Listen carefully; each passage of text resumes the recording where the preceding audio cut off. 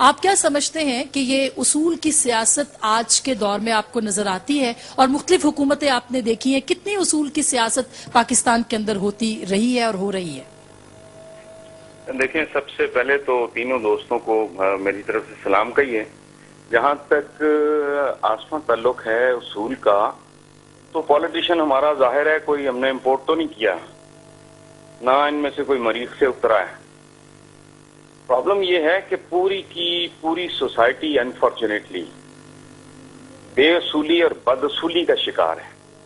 آپ اندازہ لگائیں کہ رمضان المبارک کے آتے ہی پتہ ہے تاجروں کو، ذخیرہ اندوزوں کو، منافع خوروں کو پتہ ہے کہ لوگ پہلے ہی بہت اذیت میں مبتلا ہیں، مہنگائی بہت زیادہ ہے، انفلیشن بہت زیادہ ہے، حکومت تین شفٹوں میں نوٹ چھاپ رہی ہے، سب پتہ ہے ہمارے تاجر بھائیوں کو۔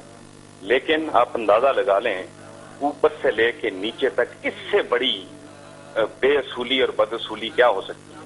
سو آپ اس طرح آئسولیشن میں رکھ کے دیکھنا کوئی اتنا زیادہ مناسب نہیں، اور سیاست تو ویسے ہی 2 اور 2 5 اور 2 اور 2 3 کا کھیل ہے۔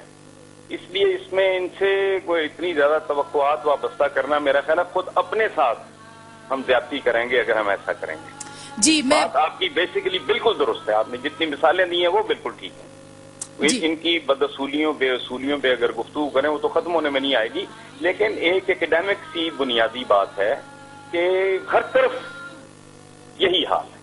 اوکے شیخ صاحب، جو بات ابھی حسن نثار صاحب نے کہی کہ اصول تو کہیں نظر نہیں آ رہے اور عوام کا اس میں قصور بھی نہیں ہے، اور پھر انہوں نے یہ بھی کہا کہ عوام بھی تو رمضان کے آنے سے پہلے جس طرح سے کام شروع ہو جاتا ہے، کیا کہیں گے اوورآل اس وقت پاکستان کی سیاست کو آپ؟ میرا خیال ہے سب لوگوں کو سیاست کی سمجھ ہے، اور بالکل حسن نثار صاحب نے ٹھیک کہا۔ ہمارے ہاں رمضان آتا ہے تو بیسن کا کیا بھاؤ ہوتا ہے، اور ان کی جو نیو ایئر ہوتی ہے یا کرسمس ہوتی ہے، ہیپی کرسمس ہوتی ہے، پاکستان سے بہت سارے لوگ جا کے سٹوروں کے بعد رات کو کھڑے ہوتے ہیں کہ یار یہ جینون سیل لگے گی۔ یعنی ہم جس کی جان کے پیچھے جس کے خلاف باتیں کرتے ہیں، وہ اپنی عید کے لیے یعنی مینٹلی پریپیئر ہیں کہ ہم نے غریب کو سستی چیز دینی ہے، ہم مینٹلی پریپیئر ہیں کہ عید، شبرات، رمضان یہ لوٹ مار کا ہمارا پروگرام ہے۔ یہ ایک عمومی ہمارا اخلاقی اور کیا کہتے ہیں ہمارا کلچر ہے۔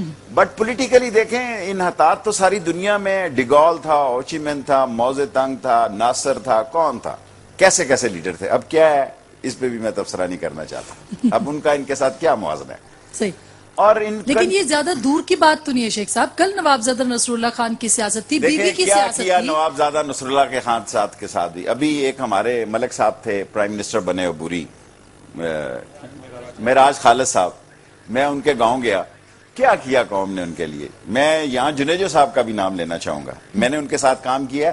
میں گھر میں ان کے کو 8-10 اخبار آتے تھے، انہوں نے مجھے کہا شیخ رشید لوگ these 10-12 news papers are enough for me، سو یہی میں دفتر لے جا سکتا ہوں۔ سو آج کیا حالات ہیں، ہمارا اپنا نجی دورہ بھی ہے اور پرائیویٹ دورہ بھی ہے۔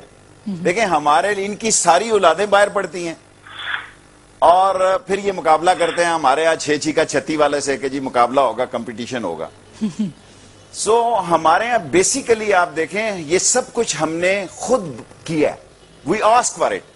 اس ملک میں ہم تینوں آدمی بیٹھے ہیں، ہم اوس درجے کے خاندانوں سے تعلق رکھنے والے لوگ ہیں، لیکن ہم مجبور ہیں کہ ان کے ڈھول پیٹیں، ان کے نسلوں در نسلوں کے، کیونکہ یہ خاندان کی سیاست ہے اس ملک میں۔ صحیح، اس ملک میں جو بڑے باپ کا بیٹا یا بیٹی جو ہے اسی کا حق ہے۔ عام آدمی کا بیٹا کتنا بھی صاحب صلاحیت ہو، جتنا صاحب صلاحیت ہوگا اس پارٹی میں اس کا مستقبل اتنا ہی تاریک ہوگا۔ بالکل صحیح ہے، بالکل درست۔